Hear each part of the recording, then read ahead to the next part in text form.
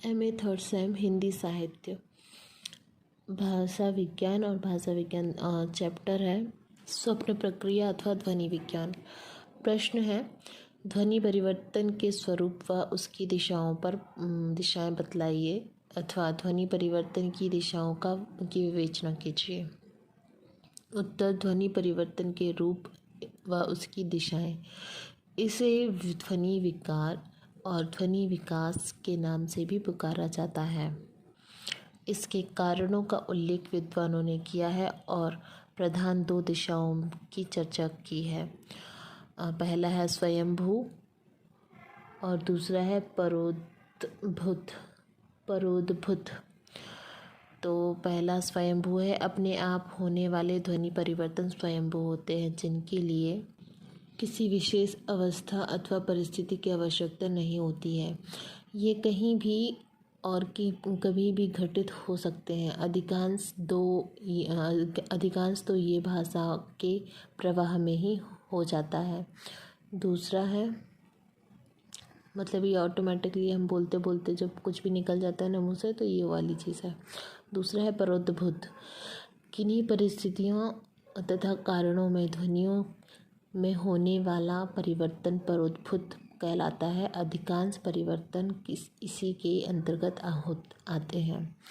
उद्गम, इसके अंदर है उद्गम। उच्चारण की सुविधा के लिए शब्दों के आदि मध्य या अंत में कुछ ध्वनियाँ जोड़ दी जाती हैं, ये ही आगम कहलाते हैं। इसके कई भेद स्वीकार किए गए हैं।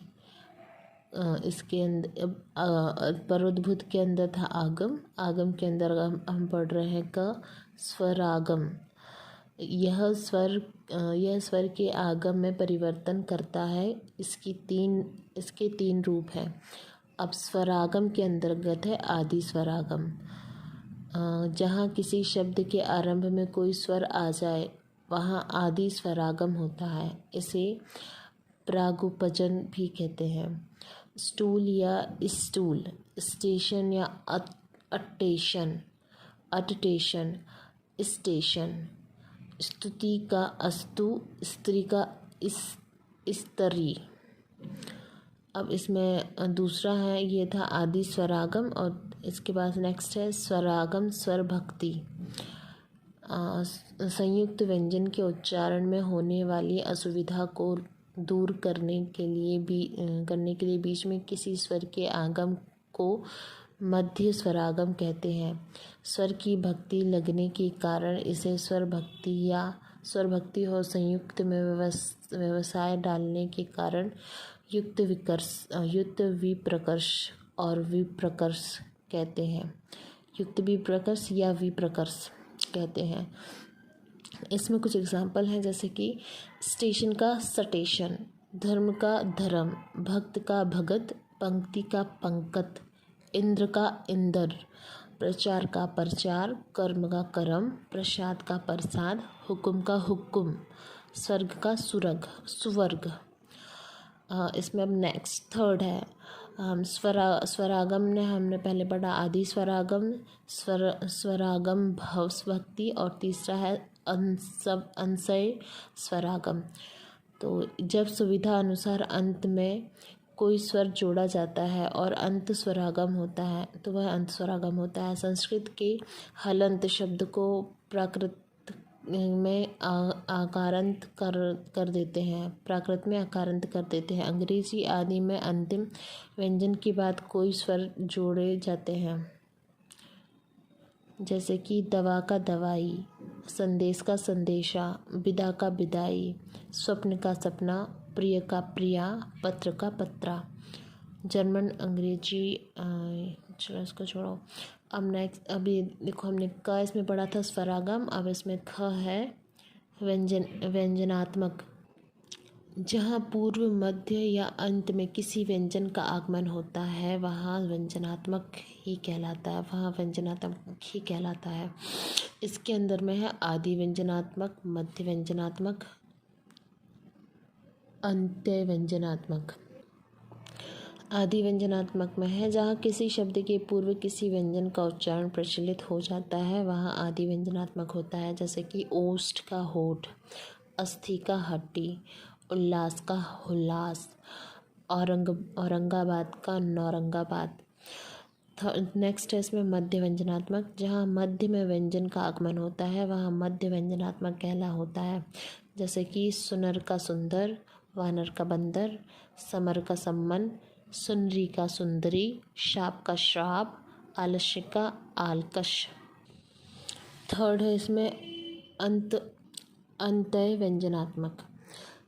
जहाँ व्यंजन अंत में जुड़ता है वहाँ आदि व्यंजनात्मक होता है।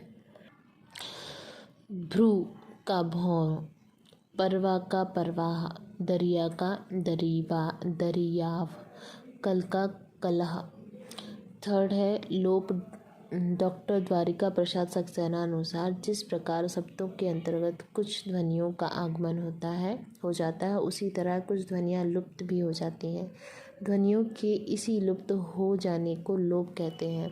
यह लोप मुख्यतया 3 प्रकार के होते हैं: स्वर लोप, व्यंजन लोप और अक्षर लोप।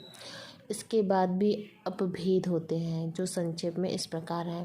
पहला है स्वर लोप। जहाँ शब्द के आदि, मध्य और अंत में स्वर का लोप हो जाता है वहाँ स्वर लोप होता है।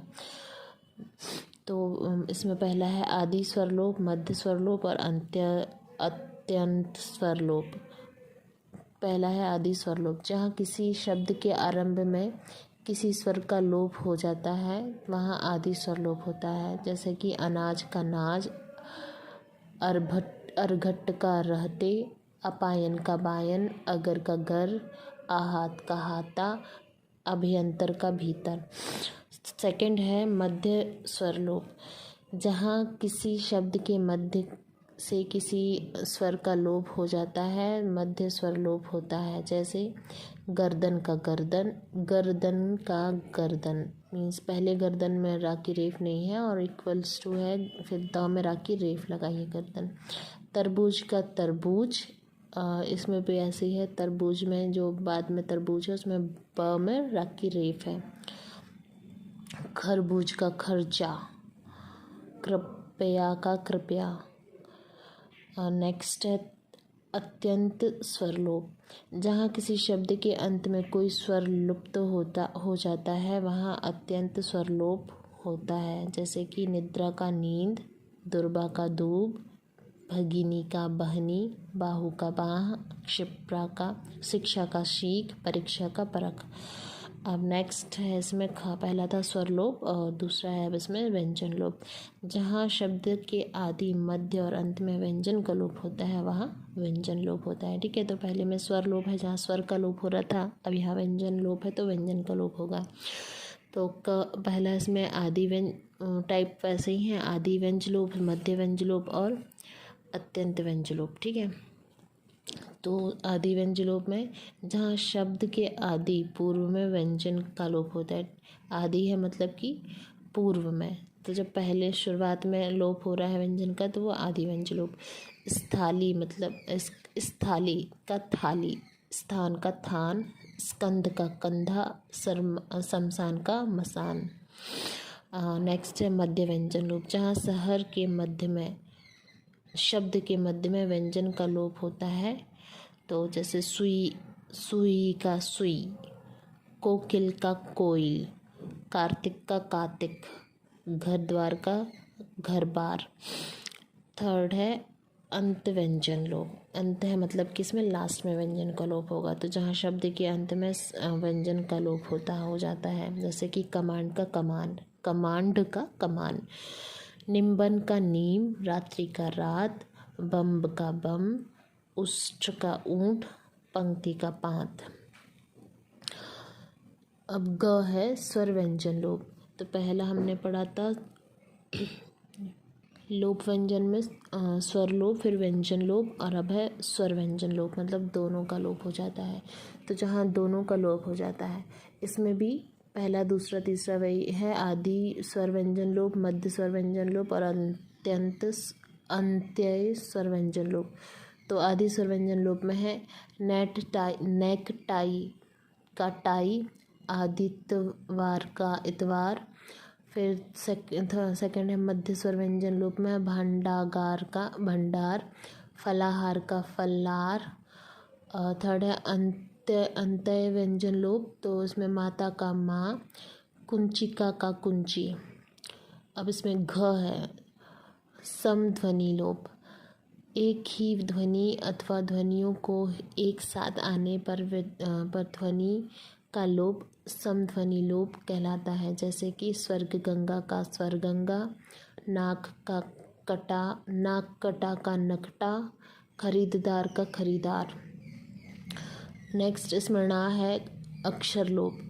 इसको कुछ विद्वानों ने स्वर व्यंजन लोप के अंतर्गत रखा है, कुछ ने इससे पृथक से चर्चा की है। यह भी आदि मध्य और अंत के में होता है।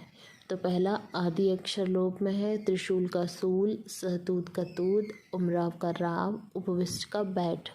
सेकंड है मध्य अक्षर लोप, तो फलाहार का फलार, गेहूं चना का गोचना, पर्यक ग्रंथि का पलथी, चतुष्क का चौक। थर्ड है अंत अक्षर लोप, दीपवर्तिका का दीवट, मरकटिया का मकड़ी।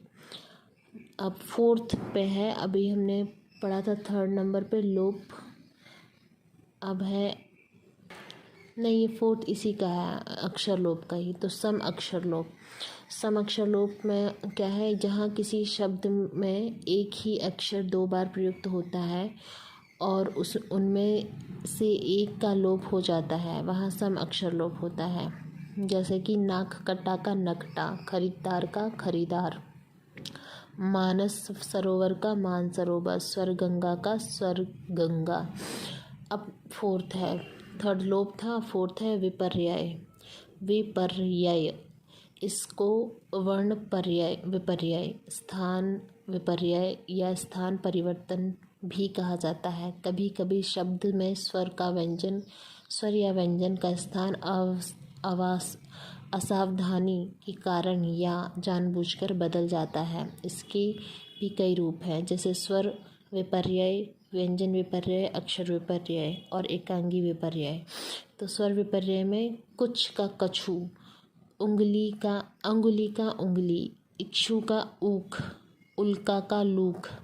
स्वर व्यंजन में आएगा लखनऊ का नखलऊ, चाकू का काचू, जलेबी का जबेली, मतलब का मतबल। थर्ड है अक्षर विपर्यय, जहाँ किसी शब्द के कई स्वर एवं व्यंजय अपना स्थान परिवर्तित करके उच्चारित होने लगते हैं।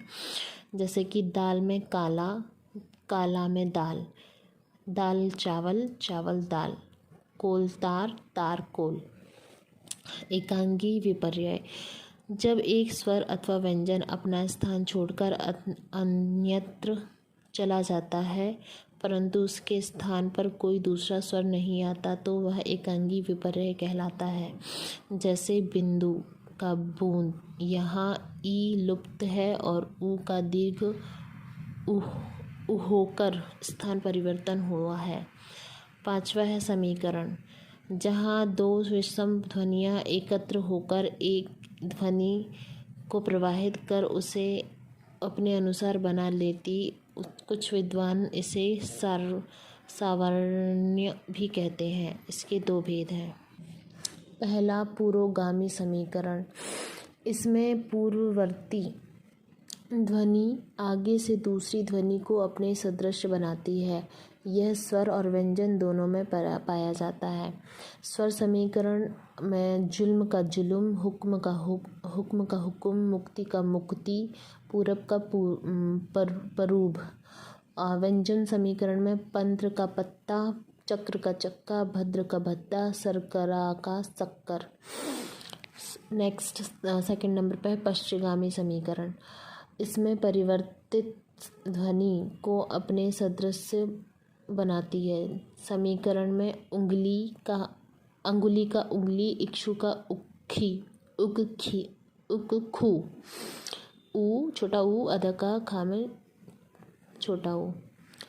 व्यंजन समीकरण, कर्म का कंप, कलकट्टर का कलकट्टर। थर्ड नंबर पे है अपूर्ण समीकरण। कभी कभी अपूर्ण समीकरण भी देखने को मिलता है, जैसे कि नागपुर का नागपुर, नखपुर, नागपुर का नखपुर, आधा का, ग की जगह आधा का। डाकघर का